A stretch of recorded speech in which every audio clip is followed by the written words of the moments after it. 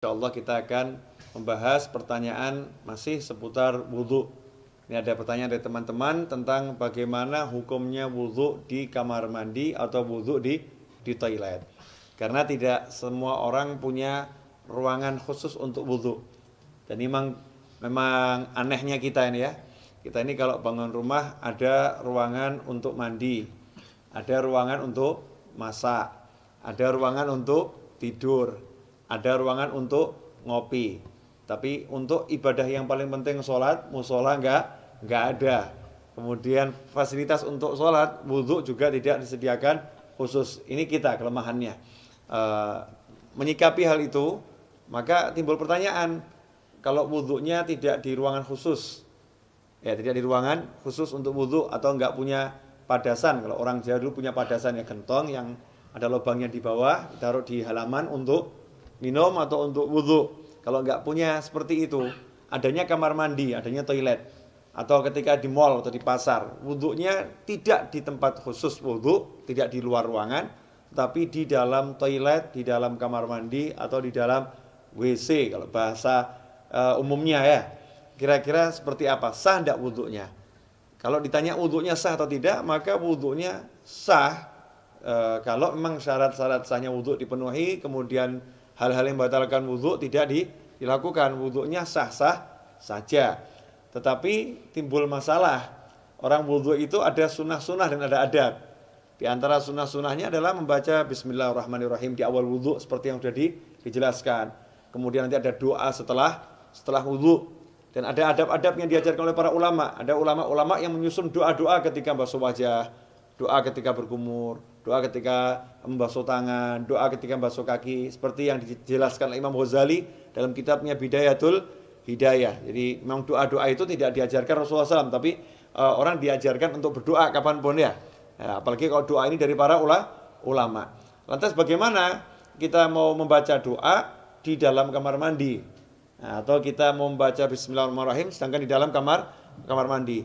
Sementara kita ketahui Nabi kita Muhammad SAW mengajarkan agar kita tidak membaca lafzul jalalah, asma Allah, atau ayat-ayat Al-Quran, atau doa-doa di dalam toilet, di dalam kamar mandi. Emang apakah ada sumber hadisnya? Ada. Kita semua tahu baginda Muhammad SAW itu punya cincin. Ya, punya cincin. Khatiman min fiddah, dari perak. Ya, Rasulullah punya cincin dari perak, yang cincin itu fungsinya sekaligus sebagai stempel. Ya, fungsinya sebagai stempel. Dulu Rasulullah SAW tidak punya cincin, tidak punya stempel. Tapi ketika sahabat mengatakan, nih raja-raja yang pembesar-besar non-muslim itu kalau dapat surat, tidak ada stempelnya tidak mau terima. Ya, mereka tidak akan menerima surat kalau nggak ada stempelnya. Rasul pun mengikuti, kalau begitu buatkan saya stempel. Ya, buatkan saya stempel. Maka dibuatkan stempel, bunyinya Muhammadun Rasulullah. Ya, Muhammadun Rasulullah. Jadi Allahnya paling atas, berupa cincin dari perak.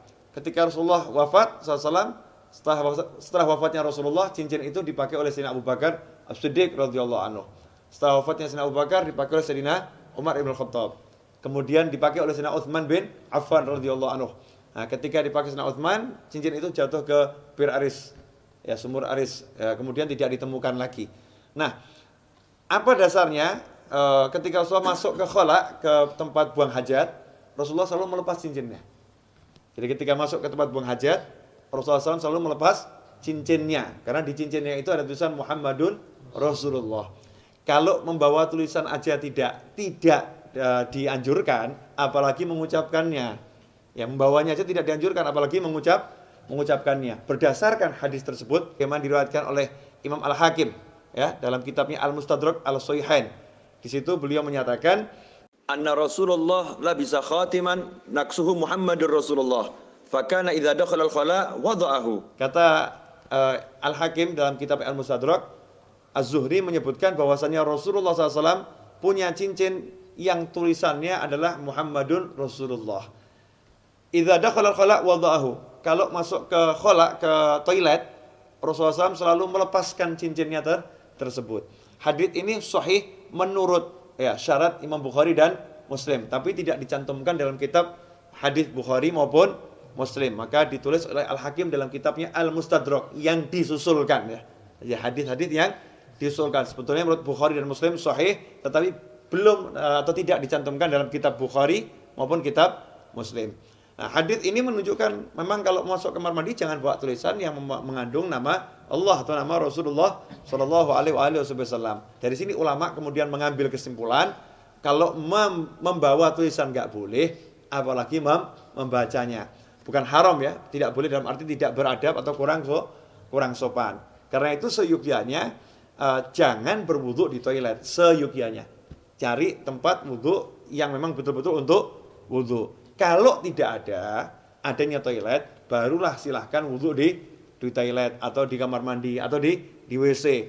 Tapi kalau wudu di kamar mandi, toilet atau WC, jaga adabnya. Apa adabnya itu? Ya satu, jangan membaca asma Allah. Cukup dibaca di dalam hati. Lantas bagaimana dengan doa setelah wudu? Ya doanya dibaca di luar kamar mandi. Jadi selesai wudu langsung keluar baca doa setelah wudu. Atau bismillahnya dibaca di luar dulu. Bismillahirrahmanirrahim, masuk langsung wudu juga. Nah, dengan begitu maka sunnahnya tidak hilang, tetap bisa melaksanakan sunnah-sunnah yang dianjarkan oleh Nabi Muhammad Sallallahu Alaihi Wasallam. Insyaallah sedikit ini barokah dan jangan kemudian jadi jalan justru. Oh berarti wudu di toilet gak apa-apa. Oke deh, kita wudunya di toilet aja ya.